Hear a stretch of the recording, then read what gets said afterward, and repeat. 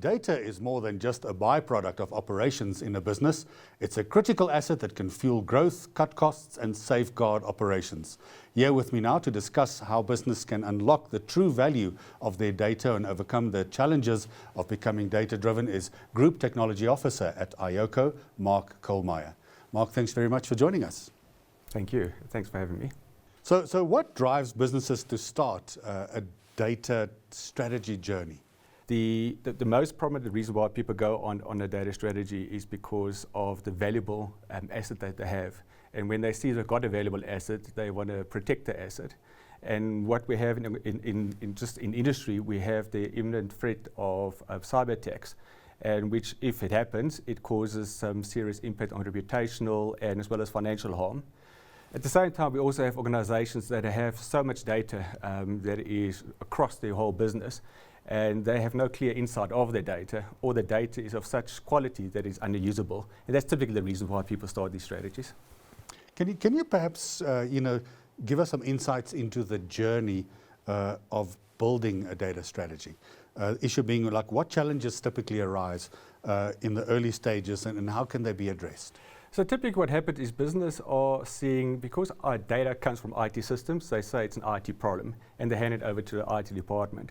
And typically whenever you have handing something over to the IT department, they see it as a technical issue, and all they want to do, they want to say, well, where's my data? How do I protect it, or how do I present it? However, once you start collaborating with business, then you start seeing there's a common objective and people start getting appetite of what is able to achieve. And when you get to that point, you actually get to a point where you build a data-driven organization, and the questions started to change. They start thinking like, what is my data strategy? What information is important to me? How do I protect it? How do I govern it? And then only asking IT, well, how can you create a flexible, secure, modern architecture that supports my data architecture and strategy? So reducing costs and mitigating risks are often some key goals for businesses generally, and especially when it comes to developing a data strategy, I'm sure. So how does implementing a structured data execution strategy typically impact a company's risk profile and perhaps also its financial savings? So when we start any a process around strategy, one of the key aspects is around managing risk. And by default, what we always see, there is a natural financial saving. I'll give you an example. We're heading to the December holidays, and before you leave, the more you have, the more you need to protect. And it's the same with data. If you have lots of data, there's a higher risk of data breaches and attack. So what people need to do is protect less data. So it's all about reducing your attack surface. We do this by using technologies, and what we do, we discover what data there is, we classify the data, and based on the classification, and the classification is based on the regulation. Give an example is like a financial regulation requires you to have data for no longer than 7 years. After this, move it to archive, don't have it on premium high cost storage.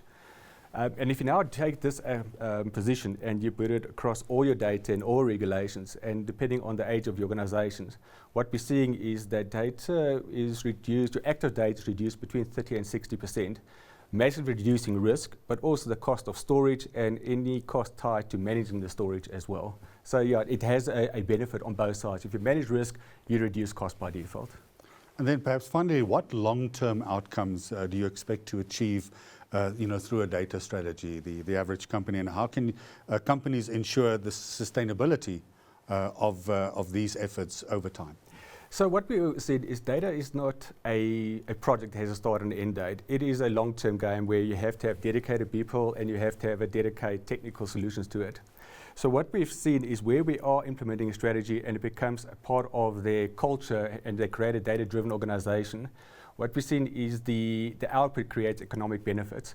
And the economic benefits, once you start driving that, people are starting to see the positive behavior it creates, and also start seeing other areas of business starting to see the positive benefits, and they want to do the same and they get on board as well.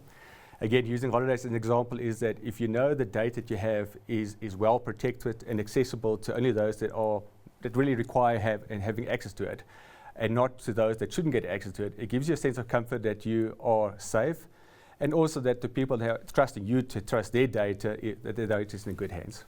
We're going to have to leave it there, but good to know that a data strategy is important and that there are good folks who can handle and manage it for them. Thanks very much for joining us. Thank you. That was Chief Technology Officer at iOCO, Mark Kohlmeyer, sharing his insights on how to build an effective data strategy for your business. Stay tuned for more Business Day TV programming.